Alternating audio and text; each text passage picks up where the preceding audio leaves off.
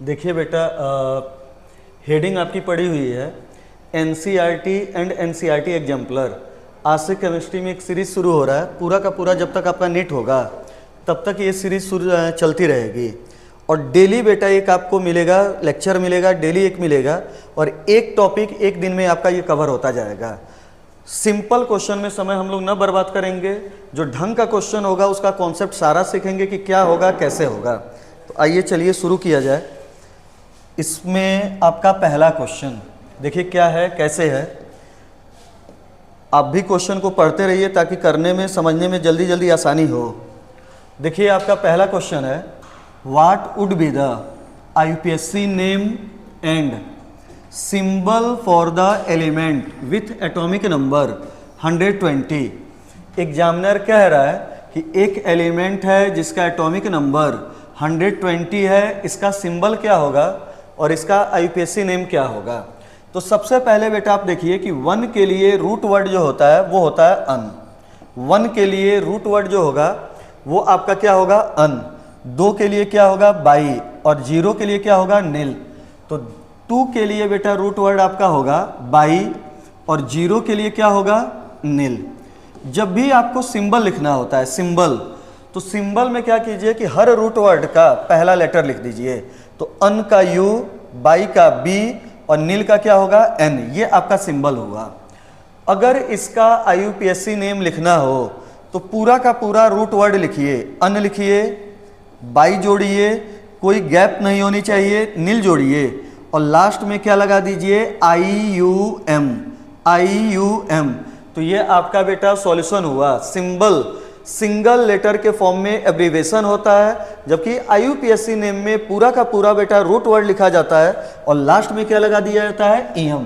तो ये आपका पहला क्वेश्चन हुआ, उसका सॉल्यूशन हुआ। चलिए नेक्स्ट क्वेश्चन पे आप, सिंपल क्वेश्चन था।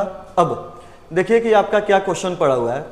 क्वेश्चन है हाउ वुड, क्वेश्चन है बेटा आपका how would you justify the presence of 18 element in the 5th period of periodic table.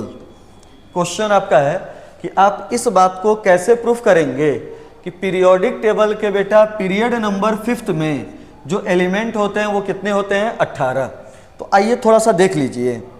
अगर बेटा पीरियड नंबर ये हुआ, अगर पहला पीरियड हो तो उसमें एलिमेंट होता है 2, सेकेंड पीरियड में एलिमेंट कितना होता है, 8, थर्ड पीरियड में एलिमेंट होगा 8, फोर्थ पीरियड में बेटा जो एलिमेंट का नंबर होगा वो होगा 18, फिफ्थ पीरियड में एलिमेंट जो होगा वो भी होगा 18, सिक्स्थ पीरियड में जो एलिमेंट का नंबर होगा वो होगा 32, और सेवेंथ पीरियड में पूरा का पूरा एलिमेंट नहीं होता है, इसको कहा जाता है इनकम्प्लीट पीरियड। ये आपका हुआ।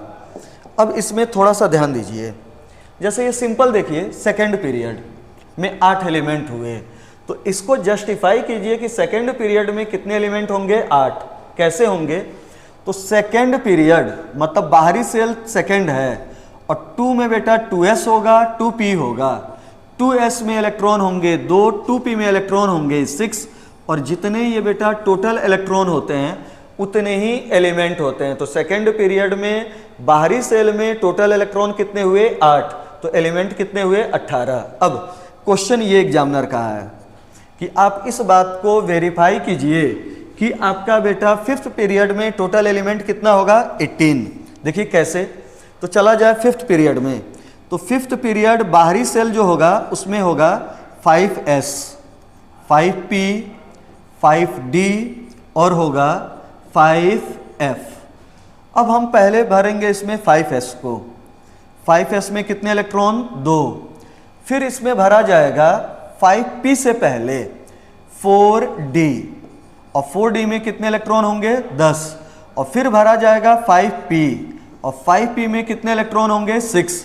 और याद रखिए 5p के बाद 5d नहीं भरा जाएगा, 6s भरा जाएगा, और 6s भरा जाएगा तो बेटा जो पीरियड नंबर होगा वो 5 नहीं, कितना हो जाएगा, 6। तो हमें केवल इतने के बारे में सोचना है, और इनके बारे में सोचिए तो टोटल इलेक्ट्रॉन देखिए 10, 6, 16 और 2 कितने हो गए, 18।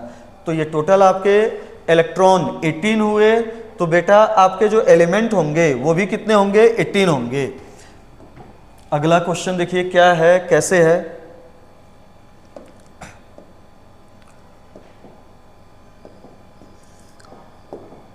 देखिए बेटा अगला क्वेश्चन, एग्जामिनर कह रहा है कि the element Z equal to 117 and 120 have not yet been discovered, in which family group would you place these elements and also give the electronic configuration in each case। अब ये सुनिए, इनके electronic configuration से हमें बहुत ज़्यादा मतलब नहीं है, ठीक, और मतलब होगा तो वो भी आप निकाल ले जाओगे, उसका तरीका होता है। लेकिन सबसे पहले सोचिए कि Z इक्वल टू 117 या एटॉमिक नंबर 120 है, पीरियोडिक टेबल में कहाँ होगा, किधर होगा। तो यहाँ पे बेटा ये क्वेश्चन देखो, ये पीरियोडिक टेबल में कैसे होगा। तो थोड़ा सा देखिए क्या हम चीज़ आपको बता रहे हैं। पीरियोडिक टेबल का ग्रुप नंबर 3, और ग्रुप नंबर 3 में देखिए यहाँ पे होता है स्कैंडियम, जिसका पीरियड नंबर होता है 4th। Group number 3 period number 4। Scandium के नीचे होता है यात्रियम, फिर होता है लेंथनम और फिर होता है एक्टिनियम। इसका पीरियड नंबर हुआ 5, इसका पीरियड नंबर 6 और इसका पीरियड नंबर क्या हुआ, 7th। और किसी के भी पीरियोडिक टेबल में पीरियड नंबर 7 से ज़्यादा नहीं होता है। तो ये टोटल 7 पीरियड हुए।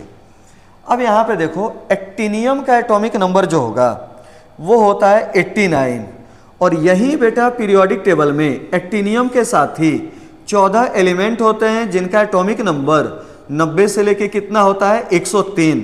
और इन एलिमेंट की फिजिकल केमिकल प्रॉपर्टी एक्टिनोइड से मिलती है, एक्टिनियम से मिलती है, इसलिए इनको कलेक्टिवली क्या कहा जाता है, एक्टिनोइड्स ये कहा जाता है।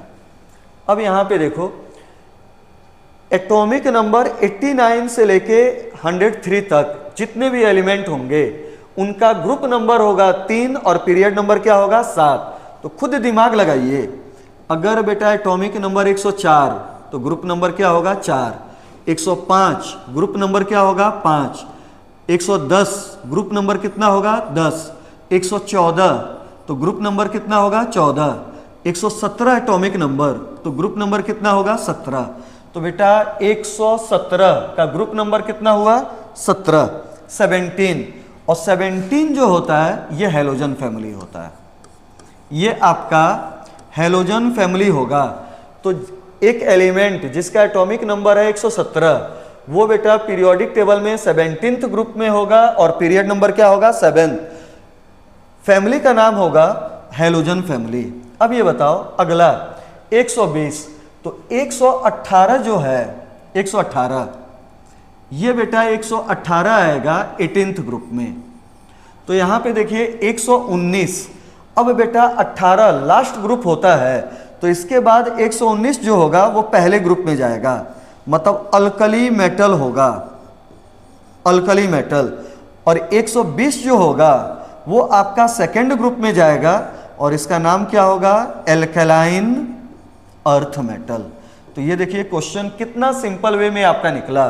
बस ये तरीका आप देखिए, 103 का ग्रुप नंबर 3, 4 का ग्रुप नंबर 4, 110 का ग्रुप नंबर 10। एक साल बेटा नीट में क्वेश्चन पूछा गया था कि एक एलिमेंट है जिसका एटॉमिक नंबर 114 है, पीरियोडिक टेबल के किस फैमिली से बिलोंग करेगा। तो ये देखो ग्रुप नंबर 14th होगा और फैमिली का नाम क्या होगा, कार्बन फैमिली। तो याद रखिए 114 कार्बन फैमिली, 117 हैलोजन फैमिली, 115 होगा वो आपका नाइट्रोजन फैमिली होगा। आइए बेटा अगला क्वेश्चन देखा जाए क्या है, कैसे है। तो नेक्स्ट क्वेश्चन जो है आपका देखिए यहाँ पे नेक्स्ट क्वेश्चन आपका क्या है, कैसे है। क्वेश्चन है आपका, consider the atomic number and position in the periodic table, arrange the following element in increasing order of metallic character. ठीक, ये क्वेश्चन है आपका। अब ढंग से सुनिए क्या इसमें हम बता रहे हैं और कैसे बता रहे हैं। ये बेटा पीरियोडिक टेबल का लेफ्ट हैंड है और ये है राइट हैंड। तो आप पीरियोडिक टेबल में लेफ्ट टू राइट जाओ, लेफ्ट टू राइट जाइए, आयोनाइजेशन एनर्जी घटेगी और ionization energy, left to right जाइए।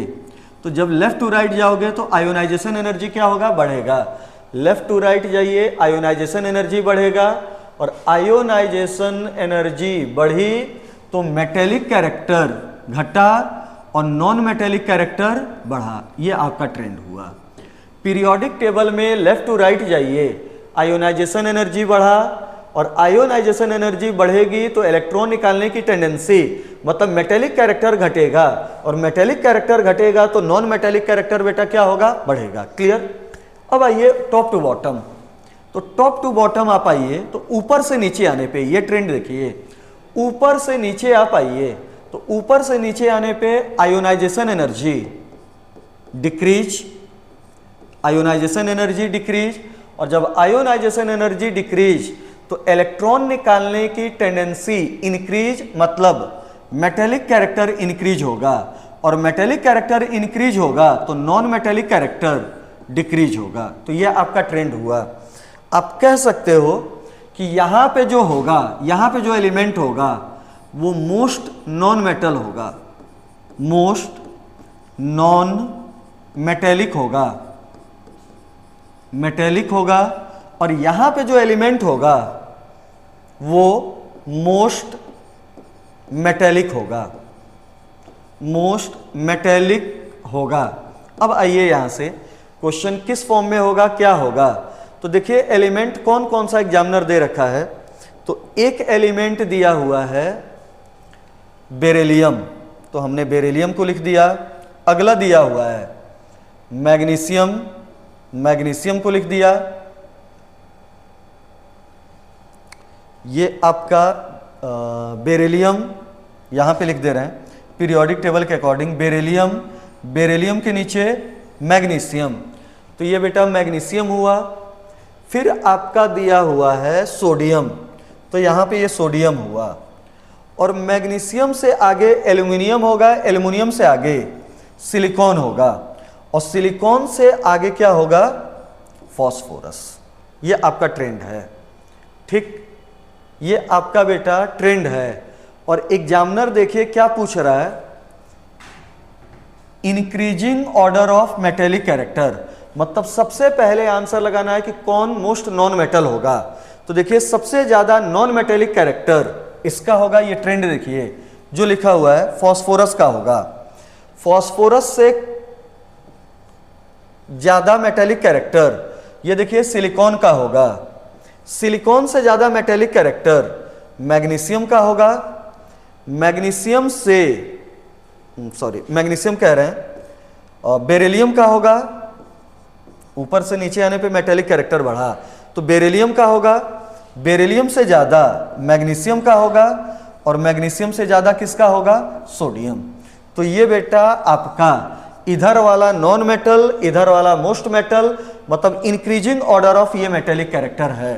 तो ढंग से देखिए पीरियोडिक टेबल में यहां पे जो होगा वो मोस्ट नॉन मेटेलिक होगा, और पीरियोडिक टेबल में यहां पे जो होगा वो मोस्ट क्या होगा, मेटेलिक होगा।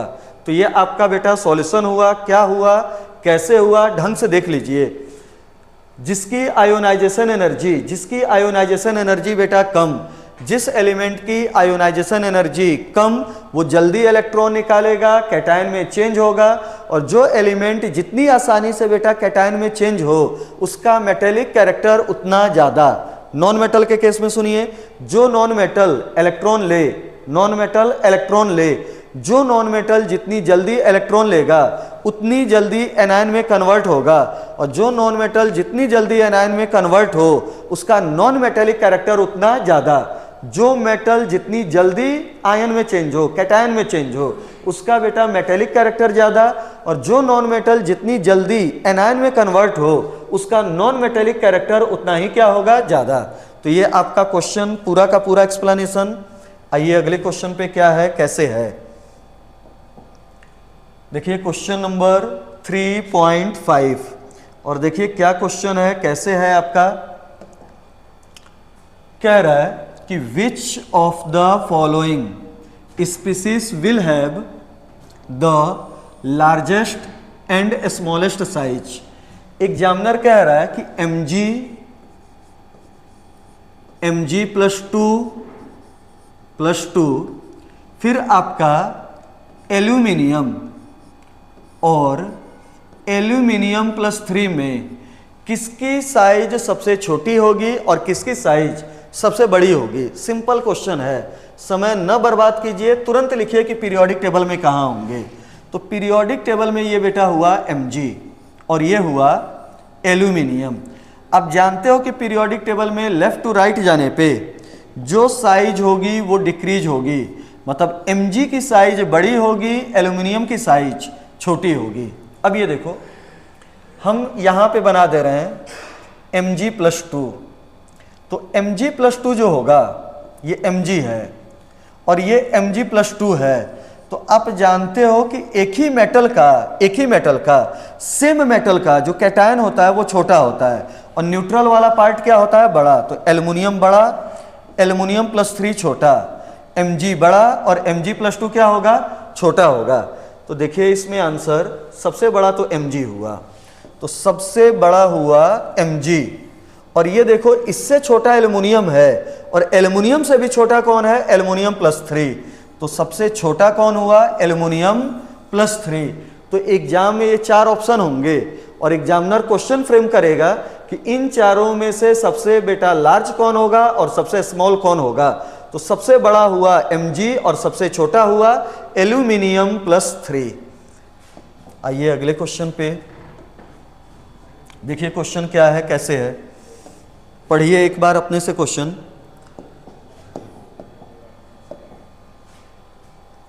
देखो एग्जामिनर कह रहा है first ionization enthalpy value of the third period element sodium, magnesium, silicon are respectively. Sodium की पहली आयोनाइजेशन एनर्जी दिया है, Mg की दिया है, सिलिकॉन का दिया है और ये आयोनाइजेशन एनर्जी का वैल्यू रेस्पेक्टिवली क्रमशः बेटा दिया हुआ है। और एग्जामिनर पूछ रहा है कि जो एल्यूमिनियम की फर्स्ट आयोनाइजेशन एनर्जी होगी वो 575 के करीब होगी कि 760 के।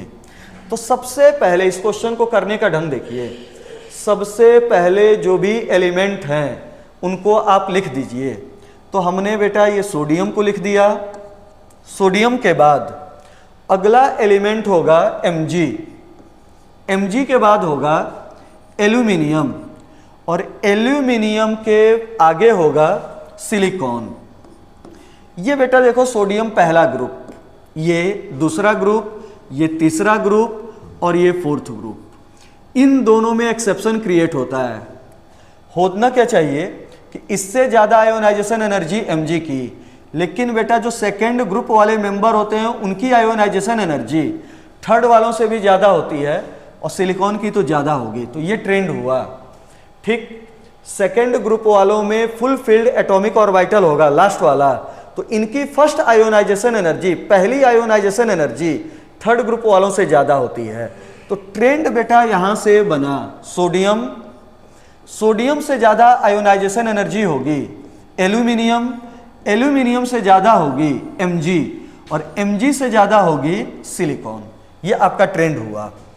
अब देखिए क्वेश्चन एग्जामिनर क्या कह रहा है कि सोडियम की आयोनाइजेशन एनर्जी पहली 496 है, Mg का बेटा दिया हुआ है 737, सिलिकॉन का दिया हुआ है 786 और पूछ रहा है कि इस एल्यूमिनियम की आयोनाइजेशन एनर्जी 575 के पास होगी कि 760 के पास होगी।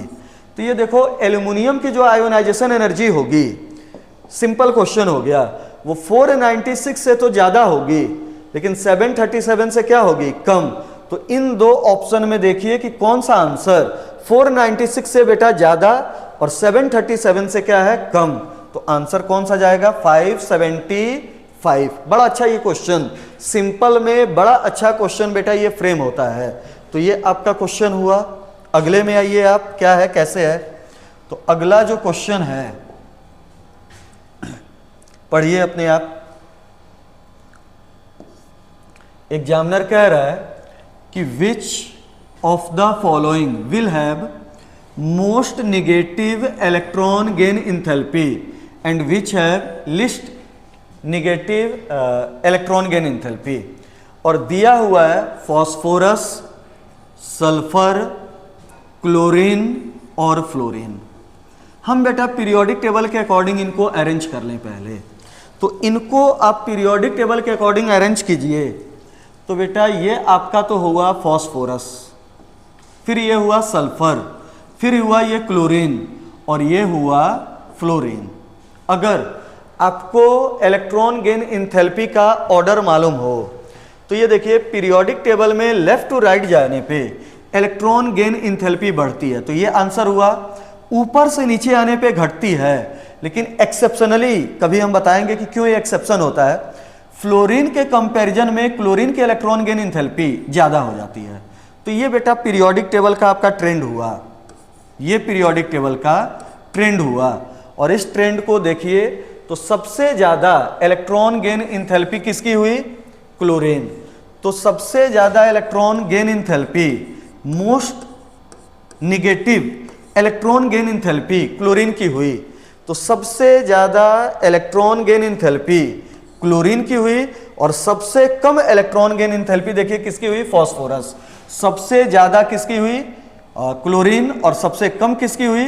फास्फोरस। अच्छा एक चीज और, कंफ्यूज न होइएगा, एग्जामिनर क्वेश्चन की लैंग्वेज में कह रहा है कि विच of the following will have most negative electron gain enthalpy. बेटा यहाँ पे नेगेटिव साइन का इलेक्ट्रॉन गेन इंथैल्पी में नेगेटिव साइन का मैग्नीट्यूड से कुछ भी लेना देना नहीं है। जब एटम पे इलेक्ट्रॉन जुड़ता है, एनर्जी निकलती है, प्रोसेस एक्जोथर्मिक होता है और उस एक्जोथर्मिक प्रोसेस को रिप्रेजेंट करने के लिए एक टर्म यूज होता है नेगेटिव। इसका मैग्नीट्यूड से कुछ भी लेना देना नहीं है। आइए अगले क्वेश्चन में आपका क्या होगा, कैसे होगा, नेक्स्ट क्वेश्चन में आइए।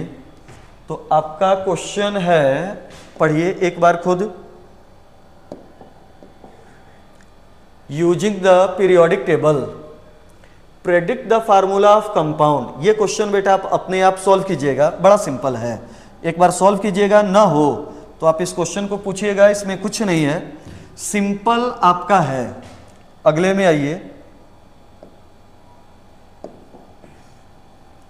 एग्जामिनर कह रहा है, क्वेश्चन पढ़िए, are the oxidation state and covalency of aluminium in this compound is same. ये देखिए क्वेश्चन क्या है, एग्जामिनर ने एक कंपाउंड दिया है, complex compound, aluminium, chlorine, H2O का होल 5 और ये है आपका +2। ठीक, एक एग्जामिनर ने कंपाउंड दिया है एल्यूमिनियम, क्लोरीन, H2O का होल 5, ऊपर क्या लगा है? +2। एग्जामिनर कह रहा है कि क्या इस कंपाउंड में एल्यूमिनियम की बेटा जो कोवैलेंसी होगी, एल्यूमिनियम की जो कोवैलेंसी होगी और जो ऑक्सीडेशन नंबर होगा वो दोनों क्या सेम होगा? तो चेक कर लिया जाए। ये बताओ एल्यूमिनियम की कोवैलेंसी, किसी भी मॉलिक्यूल में एक एटम के चारों ओर जितने सराउंडेड एटम होते हैं, सिंगल एटम जितने बॉन्ड बनाए या सिंगल एटम के चारों ओर जितने सराउंडेड एटम हो, उन्हीं को बेटा बैलेंसी कहा जाता है। तो देखिए एल्यूमिनियम की बैलेंसी कितनी हो गई? 5 और 1 6, ये आपका हुआ। अब थोड़ा सा और देखिए ऑक्सीडेशन नंबर। तो चलिए एल्यूमिनियम का ऑक्सीडेशन नंबर निकालना है, मानो x, क्लोरीन का आप जानते हो -1, वाटर का कितना होता है? 0। हटाइए, ऊपर चार्ज है +2, लगा दीजिए। तो यहां से सॉल्व कीजिए तो आप x = +2 +1, आंसर क्या होगा? +3, ये आपका होगा।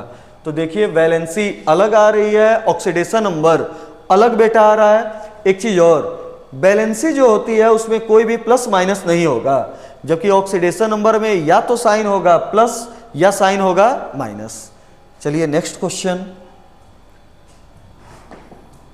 देखिए क्या है, कैसे है। अगला क्वेश्चन देखिए आप, एग्जामिनर कह रहा है कि so by a chemical reaction with water that sodium oxide is a basic oxide and Cl2O7 is an acidic oxide. चलिए शुरू करें। तो यहाँ पे देखो पीरियोडिक टेबल में जो जहाँ पे होता है वहाँ पे लिखिए। तो सोडियम ऑक्साइड पीरियोडिक टेबल में यहाँ होगा Na2O यहाँ होगा और Cl2O7 यहाँ होगा। आप बेटा इसमें पानी मिलाओ और रिएक्शन को बैलेंस करके लिखिए। तो ये बनेगा सोडियम हाइड्रोक्साइड। इसमें आप पानी मिलाओ तो ये बनेगा बेटा H2Cl2O8।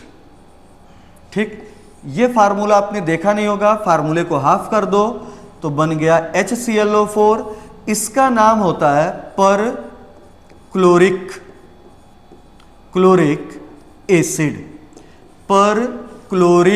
एसिड। इतनी बात क्लियर। अब ये सुनिए, यहां पे ढंग से देखिएगा, ये पीरियोडिक टेबल से लेफ्ट टू राइट है और ये ऑक्साइड है। ये बेटा मोस्ट बेसिक और ये है मोस्ट एसिडिक। तो यहां पे ढंग से ट्रेंड देखिए, पीरियोडिक टेबल में लेफ्ट टू राइट जाइए, तो ये देखो बेसिक स्ट्रेंथ घट रहा है, बेटा घट रहा है, और जबकि एसिडिक स्ट्रेंथ क्या हो रहा है, बढ़ रहा है। बेसिक स्ट्रेंथ डिक्रीज हो रहा है, एसिडिक स्ट्रेंथ बढ़ रहा है। पीरियोडिक टेबल में सेम पीरियड में लेफ्ट टू राइट जाइए, basic strength decrease, acidic strength increase, और इसका उल्टा आंसर होगा बेटा टॉप टू बॉटम। इसका उल्टा आंसर क्या होगा, टॉप टू बॉटम। अगर लेफ्ट टू राइट जाने पे बेसिक स्ट्रेंथ घटा तो टॉप टू बॉटम आने पे बेसिक स्ट्रेंथ क्या होगा, बढ़ेगा। अगर लेफ्ट टू राइट जाने पे एसिडिक स्ट्रेंथ बढ़ा तो टॉप टू बॉटम आने पे एसिडिक स्ट्रेंथ क्या होगा, घटेगा। तो ये याद रखिएगा। अच्छा क्वेश्चन हुआ। एक चीज और देखिए, एक साल बेटा ये नीट में क्वेश्चन आपका फ्रेम हुआ था कि जब आप किसी भी कंपाउंड में पानी जोड़ो और प्रोडक्ट बनाओ तो क्या चेंज नहीं होगा। देखो क्लोरीन का ऑक्सीडेशन नंबर +7 और यहां भी क्लोरीन का ऑक्सीडेशन नंबर +7। तो किसी भी ऑक्साइड पे पानी जोड़ो, एसिड बनाओ, ऑक्सीडेशन नंबर में बेटा कभी भी चेंज नहीं होगा। चलिए अगला क्वेश्चन आपका,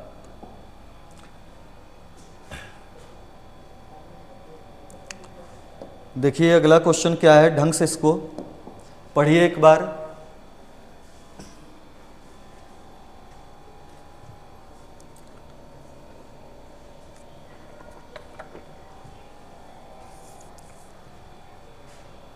क्वेश्चन देखिए बेटा क्या लिखा हुआ है, energy of N. Important question है, अच्छा क्वेश्चन है, एनसीईआरटी एक्सरसाइज का बेटा ये क्वेश्चन है। Energy of an electron in the ground state of the hydrogen atom is -2.18 into 10 की power -18 joule. Then calculate the ionization enthalpy of atomic hydrogen in term of joule per mole. और देखिए यहाँ पे आपका दिया हुआ है, apply the idea of mole concept to derive the answer. ये आपका दिया हुआ है। अब देखिए इस क्वेश्चन में क्या कह रहा है, एग्जामिनर कह रहा है कि ये हाइड्रोजन एटम है, हाइड्रोजन एटम, और आप जानते हो कि किसी भी एटम के सेंटर में न्यूक्लियस होगा, और जो न्यूक्लियस होता है वो पॉजिटिवली चार्ज होता है। हाइड्रोजन है तो एक इसका बेटा ये बाहरी सेल है, और इसके बाहरी सेल में एक इलेक्ट्रॉन है। इस न्यूक्लियस और इस इलेक्ट्रॉन के बीच में फोर्स ऑफ अट्रैक्शन है, और जो फोर्स ऑफ अट्रैक्शन है, जितने फोर्स के द्वारा बेटा ये जुड़े हैं, एग्जामिनर कह रहा है कि वो जो फोर्स है वो कितना है, 2.18 into 10 की पावर -18 जूल।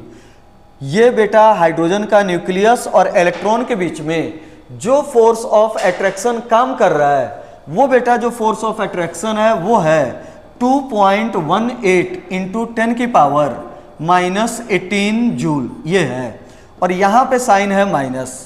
अब ये देखिए फोर्स ऑफ अट्रैक्शन है तो बेटा एनर्जी निकलेगी, और एनर्जी निकल रही है उसी के लिए साइन क्या लगा है, माइनस, या फोर्स ऑफ अट्रैक्शन को रिप्रेजेंट करने के लिए साइन क्या है, माइनस। इस इलेक्ट्रॉन और इस न्यूक्लियस के बीच में जो फोर्स ऑफ अट्रैक्शन है उसका बेटा मैग्नीट्यूड इतना है। तो एग्जामिनर कह रहा है कि calculate the ionisation enthalpy of atomic hydrogen. बेटा कह रहा है कि इस इलेक्ट्रॉन को यहां से बाहर निकालना हो तो कितनी एनर्जी लगेगी। अब ये बताओ, दोनों के बीच में जुड़ाव है तो एनर्जी इतनी निकल रही है। अगर हम इतनी ही एनर्जी दें तो ये इलेक्ट्रॉन बेटा बॉन्ड टूटेगा, ये इलेक्ट्रॉन बाहर निकलेगा, तो आयोनाइजेशन एनर्जी हो गई, जो माइनस हुआ वो किसमें, प्लस, और आंसर हुआ 2.18 इंटू 10 की पावर -18, इतना देखिएगा। लेकिन अब देखो ये दिया हुआ है डाटा केवल और केवल जूल में, और यहां पे आंसर किसमें पूछ रहा है, जूल पर मोल। एक इलेक्ट्रॉन और एक न्यूक्लियस के बीच में फोर्स ऑफ अट्रैक्शन इतना है, एक इलेक्ट्रॉन को निकालने के लिए इतनी एनर्जी निकल रही है, लग रही है, और एग्जामिनर पूछ रहा है कि 1 मोल इलेक्ट्रॉन को निकालना हो, 1 मोल एटम से 1 मोल इलेक्ट्रॉन निकालना हो तो एनर्जी कितनी लगेगी। तो एक इलेक्ट्रॉन को निकालने के लिए, एक एटम से एक इलेक्ट्रॉन को निकालने के लिए इतनी एनर्जी लग रही है, तो 1 मोल के लिए कितनी लगेगी, आगे मल्टीप्लाई कर दो एवोगैड्रो नंबर। आपका क्वेश्चन बेटा सॉल्व हो गया, और ये जो आंसर होगा उसकी यूनिट क्या होगी, जूल पर मोल। तो ये आप ढंग से देखिएगा कि क्या होगा, कैसे होगा। ठीक, आइए नेक्स्ट क्वेश्चन पे आपका पढ़िए बेटा, क्वेश्चन क्या है, कैसे है, क्या क्या पूछा गया है। देखिए क्या पूछ रहा है, कह रहा है, अच्छा क्वेश्चन तो सेम हो गया, ये आप अगले पे आइए, क्वेश्चन नंबर, ठीक, देखिए कह रहा है, among the second period element the actual ionization enthalpy are in the order of ये। ठीक, कह रहा है कि सेकेंड पीरियड में आयोनाइजेशन एनर्जी कुछ न कहे तो आपको मानना है फर्स्ट आयोनाइजेशन एनर्जी, और एग्जामिनर कह रहा है कि सेकेंड पीरियड में जो फर्स्ट आयोनाइजेशन एनर्जी का ऑर्डर होगा उसमें लिथियम से ज़्यादा आयोनाइजेशन एनर्जी, बोरॉन, बोरॉन से ज़्यादा बेरिलियम, बेरिलियम से ज़्यादा कार्बन, कार्बन से ज़्यादा ऑक्सीजन, ऑक्सीजन से ज़्यादा नाइट्रोजन, नाइट्रोजन से ज़्यादा फ्लोरीन, और फ्लोरीन से ज़्यादा नियॉन। अब एग्जामिनर कह रहा है कि पीरियोडिक टेबल में, ये देखिए क्वेश्चन क्या कह रहा है कि बेरिलियम यहाँ होता है और बोरॉन यहाँ होता है, इसकी आयोनाइजेशन एनर्जी कम होनी चाहिए और इसकी ज़्यादा, लेकिन इसकी बोरॉन की कम हो जाती है और बेरिलियम की ज़्यादा। तो क्यों बेरिलियम की ज़्यादा हो जाती है, तो आंसर होगा इसके पास फुल फील्ड ऑर्बिटल होता है। ठीक, वही हाल यहाँ पे, ये देखिए यहाँ पे होता है नाइट्रोजन, ये होता है ऑक्सीजन, ऑक्सीजन की ज़्यादा होनी चाहिए, नाइट्रोजन की कम, लेकिन हो गया ज़्यादा किसका, नाइट्रोजन, और कम किसका, ऑक्सीजन। तो यहाँ पे आंसर होता है due to half filled atomic orbital. तो इसको देखिएगा, ये पूरा का पूरा बेटा क्वेश्चन कई बार, ये ऑर्डर एग्जाम में कई बार क्वेश्चन के फॉर्म में पूछा जाता है। अगले क्वेश्चन पे आइए, क्या है, कैसे है। देखिए इंपॉर्टेंट है, ये ढंग का क्वेश्चन है। देखिए क्या है, एग्जामिनर कह रहा है कि हमारे पास पीरियोडिक टेबल में third period boron, aluminium, gallium, indium और थैलियम है। अगर ढंग से देखिए तो ऊपर से नीचे जाने पे, पीरियोडिक टेबल में ऊपर से नीचे जाने पे आयोनाइजेशन एनर्जी जी डिक्रीज होती है, ये होना चाहिए। लेकिन ट्रेंड देखिए बेटा आयोनाइजेशन एनर्जी का, बोरॉन डाटा दिया हुआ है, ये दिया हुआ है, इस डाटा को ढंग से देखिए तो सबसे ज्यादा आयोनाइजेशन एनर्जी है बोरॉन का, बोरॉन से कम थैलियम की आयोनाइजेशन एनर्जी, थैलियम से कम आयोनाइजेशन एनर्जी है गैलियम, गैलियम, और गैलियम से कम आयोनाइजेशन एनर्जी एल्यूमिनियम, और एल्यूमिनियम से कम इंडियम। तो ये आयोनाइजेशन एनर्जी का सही ट्रेंड होता है बोरॉन फैमिली में। ये आपका हुआ। अब एग्जामिनर पूछ रहा है कि ये कहां से आया, कैसे हुआ, ये सारी चीजें। ये देखिए सबसे ज्यादा आयोनाइजेशन एनर्जी बोरॉन, फिर थैलियम, फिर गैलियम, फिर एल्यूमिनियम, और फिर किसका होगा, इंडियम। ये ट्रेंड होता है। तो ये बेटा इतना ज्यादा एक्सेप्शन प्रोड्यूस हुआ और ज्यादातर ये वाला पूछा जाता है। अब रीजन ढंग से सुनो, एल्यूमिनियम में कोई भी बेटा 3D इलेक्ट्रॉन नहीं होता है, जबकि गैलियम में 3D इलेक्ट्रॉन होगा। यहां पे 3D इलेक्ट्रॉन नहीं होगा और गैलियम में 3D इलेक्ट्रॉन होगा। और गैलियम से पहले देखो तो बेटा 10 3D इलेक्ट्रॉन होते हैं कैल्शियम से होते हुए। कैल्शियम से आप आगे बढ़िए, स्कैंडियम करके आगे बढ़िए, तो जैसे जैसे आगे बढ़ोगे आने वाला इलेक्ट्रॉन किस में जाएगा, 3D। अब यहां पे सुनिए 3D, यहां पे सील्डिंग होगी वो p इलेक्ट्रॉन की होगी, और यहां पे सील्डिंग जो होगी वो 3D इलेक्ट्रॉन की होगी। और 3D इलेक्ट्रॉन की सील्डिंग वीक, तो बेटा न्यूक्लियस का इसके बाहरी इलेक्ट्रॉन पे फोर्स ऑफ अट्रैक्शन ज्यादा, और फोर्स ऑफ अट्रैक्शन ज्यादा तो इसकी साइज छोटी होगी। तो गैलियम की साइज छोटी और एल्यूमिनियम की साइज बड़ी। होना क्या चाहिए कि गैलियम का साइज बड़ा और एल्यूमिनियम का छोटा, लेकिन हो जाता है उल्टा। एल्यूमिनियम का साइज बड़ा हो जाता है, गैलियम का साइज छोटा हो जाता है।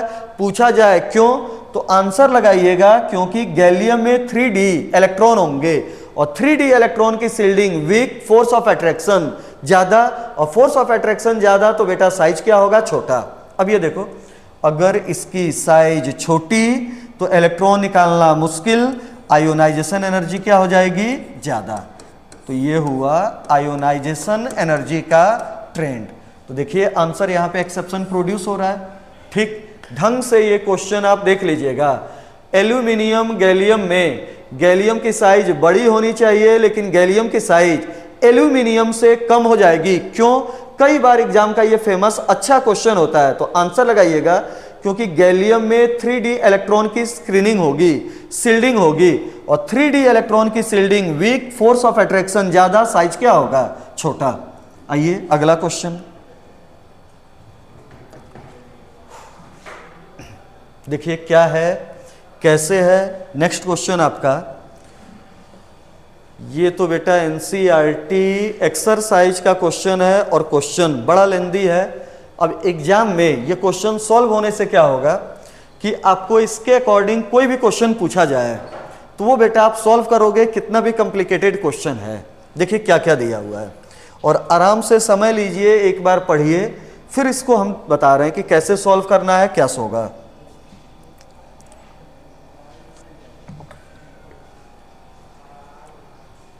कह रहा है कि द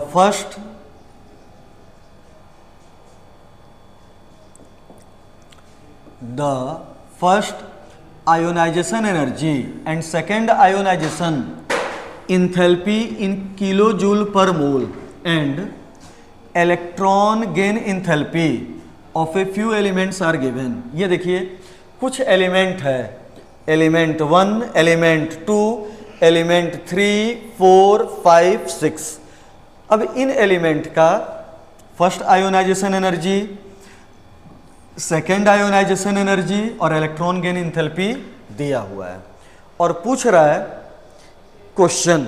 तो देखिए पहला क्वेश्चन ए क्या पूछ रहा है, द लिस्ट रिएक्टिव एलिमेंट। ढंग से सुनना, लिस्ट रिएक्टिव एलिमेंट पूछ रहा है, ना तो मेटल पूछ रहा है ना नॉन मेटल पूछ रहा है, क्या पूछ रहा है, एलिमेंट। अब यहां पे देखो ऑप्शन आप देखिए, तो इसमें आपका ये वाला जो ऑप्शन है, ये वाला, इसमें देखिए इलेक्ट्रॉन गेन इंथैल्पी प्लस में है और आयोनाइजेशन एनर्जी बहुत ज्यादा है। तो अगर आयोनाइजेशन एनर्जी बहुत ज्यादा तो इलेक्ट्रॉन निकालना मुश्किल होगा, और इलेक्ट्रॉन निकालना मुश्किल तो कैटायन में चेंज नहीं होगा, रिएक्टिविटी कम, और इलेक्ट्रॉन गेन इंथैल्पी बेटा पॉजिटिव में है, एंडोथर्मिक है, मतलब एक टाइप से ये नोबेल गैस हुआ, और नोबेल गैस हुआ तो रिएक्टिविटी में क्या हो गई, कम। तो ए का जो मैचिंग आंसर होगा वो क्या हो गया, फिफ्थ। अब ये देखिए पूछ रहा है मोस्ट रिएक्टिव मेटल, देखिए कौन सा होगा, मेटल है। अब ढंग से सुनो, मेटल वो होता है जो इलेक्ट्रॉन निकालता है, कैटायन में चेंज होता है। जो मेटल या जिस मेटल की बेटा आयोनाइजेशन एनर्जी कम, जिस मेटल की आयोनाइजेशन एनर्जी कम, वो जल्दी इलेक्ट्रॉन निकालेगा, कैटायन में चेंज होगा, और कैटायन में जल्दी चेंज होगा तो रिएक्टिविटी भी क्या होगी, ज्यादा। अब देखिए इनमें से बेटा कौन सा मेटल जल्दी इलेक्ट्रॉन निकालेगा, वो जल्दी इलेक्ट्रॉन निकालेगा जिसकी आयोनाइजेशन एनर्जी कम होगी। तो देखिए यहाँ पे किस मेटल की आयोनाइजेशन या किस एलिमेंट की आयोनाइजेशन एनर्जी बहुत कम है, ये देखिए इस वाले की, इस वाले की बेटा पहली आयोनाइजेशन एनर्जी कम, सेकेंड आयोनाइजेशन एनर्जी कम, जबकि यहाँ पे देखिए पहली तो कम है लेकिन दूसरी क्या है, बहुत ज्यादा। तो आंसर आपका फर्स्ट ना जाके आंसर कौन सा जाएगा, सिक्स्थ। तो इसका आंसर हुआ सिक्स्थ। अब ये देखिए अगला, the most reactive non metal पूछ रहा है कि कौन सा बेटा नॉन मेटल रिएक्टिव होगा। वो नॉन मेटल रिएक्टिव होगा, वो नॉन मेटल रिएक्टिव होगा जिसकी इलेक्ट्रॉन गेन इंथैल्पी बहुत ज्यादा होगी। वो नॉन मेटल बेटा मोस्ट रिएक्टिव होगा जिसकी इलेक्ट्रॉन गेन इंथैल्पी सबसे क्या होगी, ज्यादा। और देखो सबसे ज्यादा इलेक्ट्रॉन गेन इंथैल्पी बेटा 328 है, माइनस का मैग्नीट्यूड से कुछ भी लेना देना नहीं है। तो आंसर कौन सा जाएगा, थर्ड। ये आपका क्लियर। अब अगला देखिए, the least reactive non metal. Non metal की बात किया तो वो बेटा नॉन मेटल जिसकी इलेक्ट्रॉन गेन इंथैल्पी बहुत कम या प्रोसेस एंडोथर्मिक। तो फिर से आंसर कौन सा जाएगा, फिफ्थ। तो यहां पे आंसर हुआ फिफ्थ। अब अगला देखिए, the metal which can form A stable binary halide of the formula X2। ये बताओ बाइनरी हैलाइड बनाना है तो फर्स्ट और सेकेंड आयोनाइजेशन एनर्जी का सम बेटा बहुत कम होना चाहिए। तो आंसर कौन सा हुआ, सिक्स। तो इसमें आंसर गया सिक्स।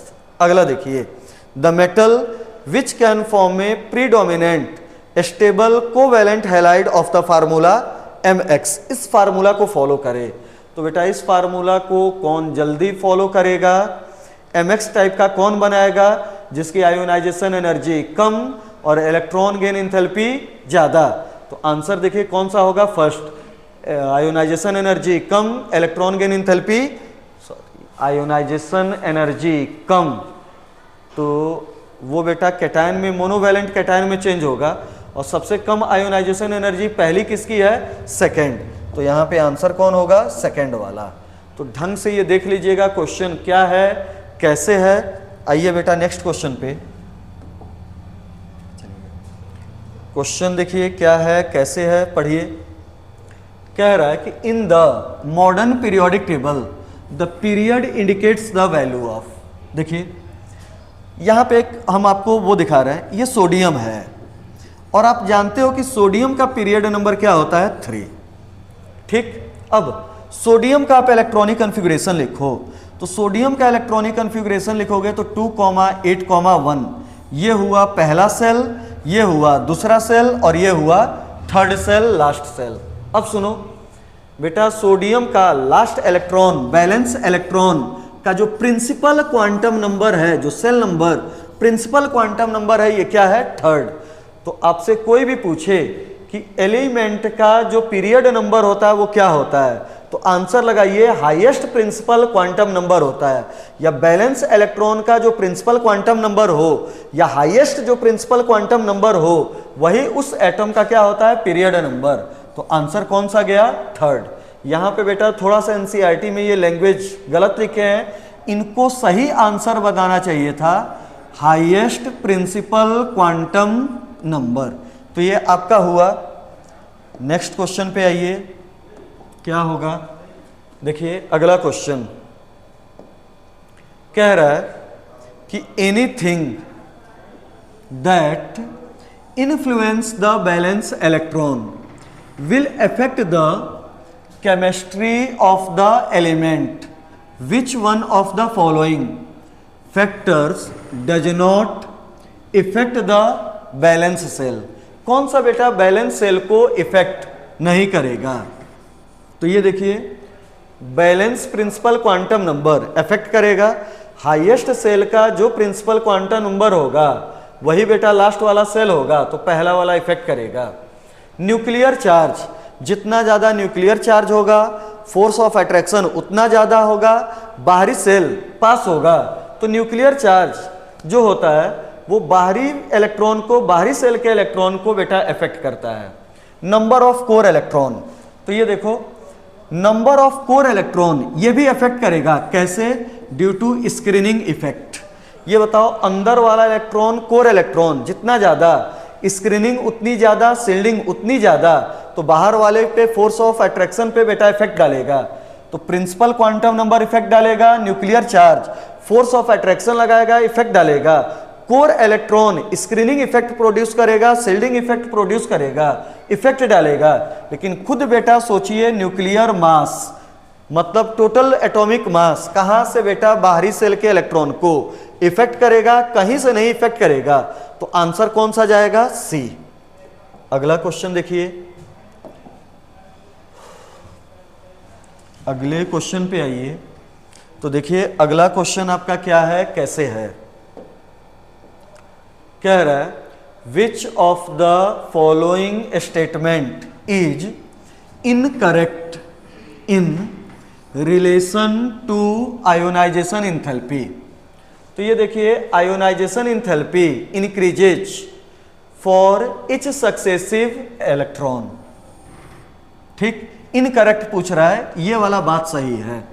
आप जानते हो, जैसे ये देखिए, एल्यूमिनियम में टोटल 3 इलेक्ट्रॉन हैं, 3 इलेक्ट्रॉन, ये तीनों का तीनों इलेक्ट्रॉन बाहरी सेल में 3 इलेक्ट्रॉन निकालना हो, तो पहला इलेक्ट्रॉन निकालने के लिए जो आयोनाइजेशन एनर्जी लगेगी वो होता है फर्स्ट आयोनाइजेशन एनर्जी।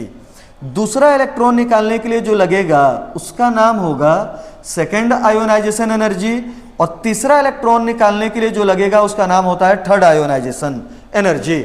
और बेटा इसको कहा जाता है सक्सेसिव आयोनाइजेशन एनर्जी। तो जैसे जैसे इलेक्ट्रॉन निकाला जाता है सक्सेसिव आयोनाइजेशन एनर्जी की बेटा मैग्नीट्यूड बढ़ती है। तो पहला वाला तो सही है। अगला देखिए B, the greatest increase in ionization enthalpy is experience on removal of electron from core noble gas configuration. सही है बेटा ये भी बात। ये देखो, कहीं नोबेल गैस कॉन्फ़िगरेशन हो तो नोबेल गैस कॉन्फ़िगरेशन बेटा हाईली स्टेबल कॉन्फ़िगरेशन, और हाईली स्टेबल कॉन्फ़िगरेशन से इलेक्ट्रॉन निकालना बड़ा मुश्किल, एनर्जी क्या लगेगी? ज़्यादा। तो ये भी सही है। End of valence electron is mark by jump in high ionization enthalpy. तो ये देखिए, जैसे बेटा आपका ये कह रहा है कि सोडियम है, और सोडियम में आप जानते हो कि 2,8,1 है, एक इलेक्ट्रॉन निकालो तो ये सोडियम प्लस में चेंज हुआ। अब सोडियम प्लस से एक और इलेक्ट्रॉन निकालना हो और चेंज करना हो सोडियम प्लस 2 में, तो sodium plus inert gas configuration पाया। अब यहां से इलेक्ट्रॉन निकालना हो तो आयोनाइजेशन एनर्जी नॉर्मल नहीं बेटा बहुत ज़्यादा लगेगी। ये देखो, इस इलेक्ट्रॉन को निकालने के लिए आयोनाइजेशन एनर्जी जितनी नॉर्मल चाहिए उतनी लगेगी, लेकिन जब सोडियम का ये बाहरी इलेक्ट्रॉन बैलेंस इलेक्ट्रॉन निकल गया तो इनर्ट गैस कॉन्फ़िगरेशन इसमें गेन हुआ, और इसके बाहरी सेल से इलेक्ट्रॉन निकालना मुश्किल नहीं बहुत मुश्किल, तो एनर्जी ज़्यादा नहीं बहुत ज़्यादा लगेगी, सडन जंप होगा। तो आपका जो थर्ड स्टेटमेंट है ये भी सही है। अगला देखिए, removal of electron from orbital bearing lower N value is easier. गलत है बेटा। प्रिंसिपल क्वांटम नंबर कम मतलब सेल का नंबर कम, और सेल का नंबर कम होगा तो इलेक्ट्रॉन पे फोर्स ऑफ अट्रैक्शन ज़्यादा, आयोनाइजेशन एनर्जी ज़्यादा। तो ये वाला जो स्टेटमेंट है ये गलत है, मतलब यही आपका क्या हो गया आंसर। आइए अगले क्वेश्चन पे। नेक्स्ट क्वेश्चन देखिए क्या है कैसे है। क्वेश्चन नंबर आपका, consider the element boron aluminium magnesium calcium the correct order of there metallic character. Concept आपको बता चुके हैं, इस क्वेश्चन को खुद आप सॉल्व कीजिए। क्वेश्चन बेटा पहले वाला जो था, ये जो बताए थे वो आपका एनसीईआरटी का था, और ये क्वेश्चन आपका एनसीईआरटी एग्जाम्पलर है, अपने आप सॉल्व कीजिए, फिर आप बेटा अगर न आए तो हमसे पूछिए। नेक्स्ट क्वेश्चन पे आइए। इसके बाद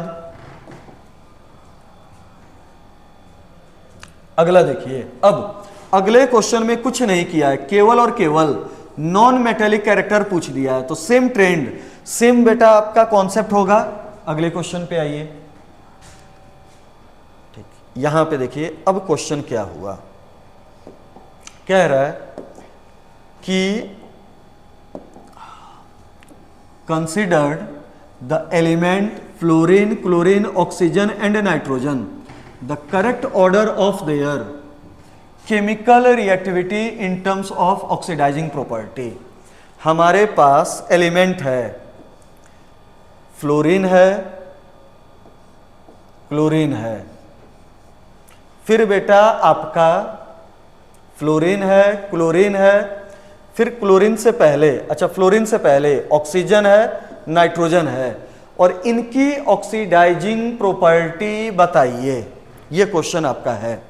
सबसे पहले बेटा ऑक्सीडाइजिंग प्रॉपर्टी, ये आंसर सॉल्व होता है ई नॉट के बेस पे, और पीरियोडिक टेबल छोड़ दीजिए, इलेक्ट्रोकेमिकल सीरीज में जो रिडक्शन पोटेंशियल के बेस पे काम करता है, ऊपर वाला मोस्ट रिड्यूसिंग एजेंट होता है, मोस्ट रिड्यूसिंग होता है, और नीचे वाला मोस्ट ऑक्सीडाइजिंग होता है। इलेक्ट्रोकेमिकल सीरीज में जो बेटा ऊपर उसकी रिडक्शन पावर ज्यादा, जो नीचे उसकी ऑक्सीडेशन पावर ज्यादा, तो सबसे ज्यादा ऑक्सीडेशन पावर तो फ्लोरीन का होगा, मतलब आंसर या तो ये होगा या ये होगा। अब इन दोनों में आप देखिए, फ्लोरीन के बाद सबसे ज्यादा ऑक्सीडेशन पावर जो होती है वो ऑक्सीजन की होती है, तो आंसर आपका बेटा ए न जाके आंसर क्या जाएगा, बी। आइए नेक्स्ट क्वेश्चन। क्वेश्चन देखिए क्या है, कैसे है, तो क्वेश्चन आपका है आयनिक रेडियाई वेरी इन, अपने आप देखिए क्वेश्चन क्या है, कैसे है, आयनिक रेडियाई वेरी इन,